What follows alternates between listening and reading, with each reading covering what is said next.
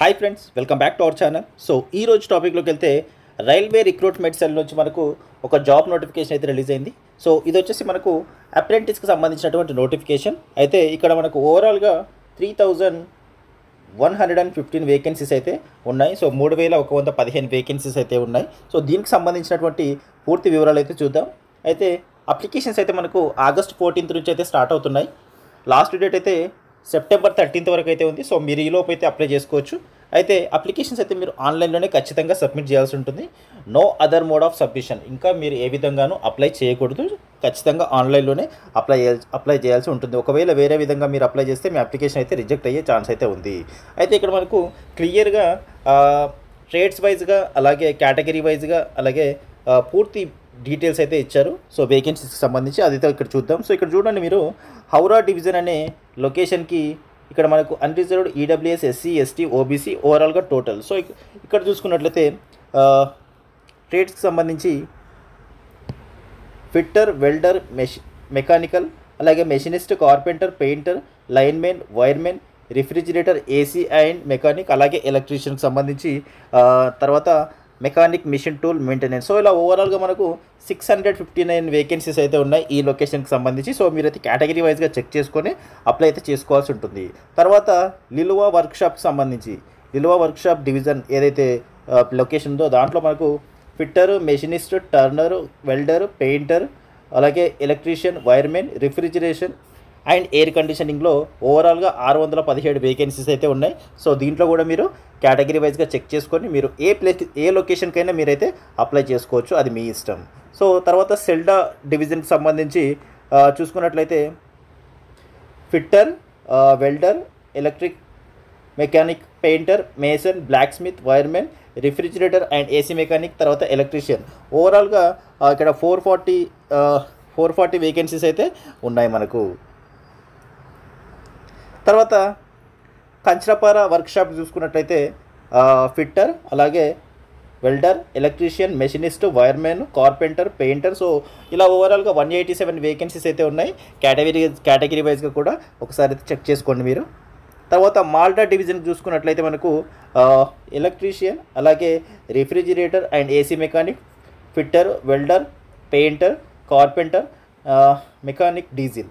So ఇలా ఓవరాల్గా 138 vacancies అయితే ఉన్నాయి. సో ఇక్కడ కూడా మీరు కేటగిరీ వైజ్గా చెక్ చేసుకొని అప్లై అయితే చేసుకోవాల్సి ఉంటుంది. తర్వాత అసన్సోల్ డివిజన్కి సంబంధించి ఫిట్టర్, అలాగే Turner, welder, electrician, mechanical, diesel. So ఇలా 412 వేకెన్సీస్ అయితే ఇక్కడ కూడా ఇచ్చారు. సో ఒకసారి కేటగిరీ వైజ్గా అయితే చెక్ చేసుకోండి ఇక్కడ కూడా మీరు. తర్వాత జమల్పూర్ వర్క్షాప్కి సంబంధించి చూసుకున్నట్లయితే మీకు ఫిట్టర్, అలాగే welder, machinist, turner, electrician, diesel mechanic. So ఓవరాల్గా 667 వేకెన్సీస్ అయితే ఇక్కడ కూడా ప్రొవైడ్ చేశారు. సో ఓవరాల్గా అయితే 3115 వేకెన్సీస్ అయితే ఉన్నాయి. సో మీరు కేటగిరీ వైజ్గా చెక్ చేసుకొని మీకు నచ్చిన లొకేషన్, మీకు నచ్చిన ప్లేస్ ఏదైతే ఉందో సో ఆ లొకేషన్లో మీరైతే అప్లై చేసుకోవాల్సి ఉంటుంది. సో దీనికి సంబంధించినటువంటి ఎలిజిబిలిటీ కండిషన్స్ కనుక చూసుకున్నట్లయితే మనకు ఏజ్ వచ్చేసి మినిమం 15 ఇయర్స్ అయితే ఉండాలి, మ్యాక్సిమం 24 ఇయర్స్ అయితే ఉండాలి, ఇది జనరల్ కేటగిరీలో. సో అలాగే మనకు యాజ్ పర్ గవర్నమెంట్ రూల్ ప్రకారంగా ఎస్సీ, ఎస్టీ, ఓబీసీ వాళ్ళకైతే ఏజ్ రిలాక్సేషన్ ఉంటుంది. కాబట్టి ఎస్సీ, ఎస్టీ వాళ్ళకి 5 ఇయర్స్ అయితే ఏజ్ రిలాక్సేషన్ ఉంటుంది.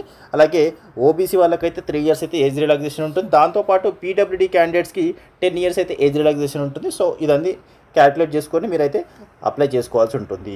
తర్వాత ఎడ్యుకేషన్ క్వాలిఫికేషన్ చూసుకున్నట్టయితే ఖచ్చితంగా 10th క్లాస్ అయితే పాస్ అవ్వాలి, అది కూడా మినిమం 50% మార్క్స్ అయితే ఉండాలి.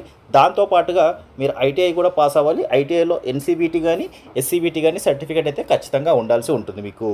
దాని తర్వాత మెడికల్ ఫిట్నెస్ కూడా ఉండాలి మీకు. మెడికల్ ఫిట్నెస్ అంటే మీరు ఫిట్గా ఉన్నారా లేదా అనేది సర్టిఫికేట్ అయితే ప్రొవైడ్ చేయాల్సి ఉంటుంది.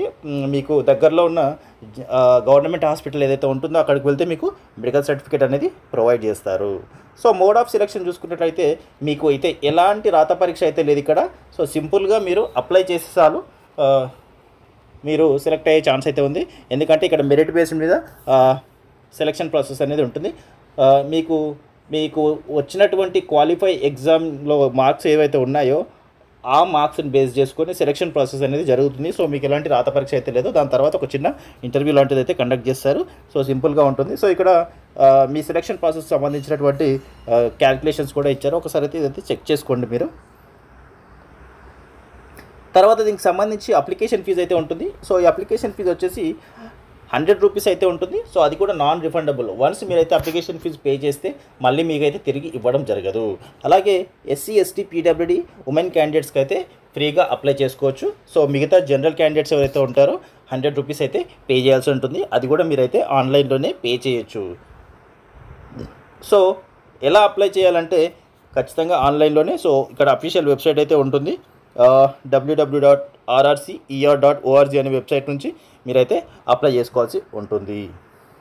సో అప్లై చేసుకునే సమయంలో డాక్యుమెంట్స్ అయితే అప్లోడ్ చేయాల్సి ఉంటుంది. అది వచ్చేసి స్కాన్డ్ ఫోటోగ్రాఫ్ ఒకటి, స్కానర్డ్ సిగ్నేచర్ ఒకటి, తర్వాత మీ ఎస్ఎస్సి మార్క్స్ షీట్, తర్వాత మీ ఐటీఐ సర్టిఫికేట్, తర్వాత మీ caste certificate, SC ST OBC EWS ఎవరైతే ఉంటారో వాళ్ళు, తర్వాత పీడబ్ల్యూడీ క్యాండిడేట్స్ ఉంటే ఆ సర్టిఫికేట్ కూడా పెట్టాల్సి ఉంటుంది. అలాగే మీకు అప్రెంటిస్ ట్రైనింగ్ ఏదైతే ఉంటుందో ఆ ట్రైనింగ్ సమయంలో మీకు ఖచ్చితంగా స్టైఫండ్ కూడా ప్రొవైడ్ చేస్తాడు ఎవ్రీ మంత్. సో ప్రతి నెల మీకు స్టైఫండ్ అనేది ఇస్తారు. సో ఇది ఫ్రెండ్స్ రైల్వేలో అప్రెంటిస్కి సంబంధించినటువంటి జాబ్ వివరాలు. సో ఖచ్చితంగా ఎలిజిబుల్ క్యాండిడేట్స్ అయితే ప్రతి ఒక్కరు అప్లై చేసుకునే ప్రయత్నం చేయండి. సో మంచి ఆపర్చునిటీ, అసలు మిస్ చేసుకోవద్దు. ఐ హోప్ ఇన్ఫర్మేషన్ అయితే మీకు యూస్ఫుల్ అవుతుంది అనుకుంటున్నాను. వీడియో కనుక నచ్చితే వీడియోని లైక్ చేసి షేర్ చేసి కామెంట్ చేయండి. అలాగే మన ఛానల్ని తప్పకుండా సబ్స్క్రైబ్ చేసుకోండి. And thank you so much for watching this video.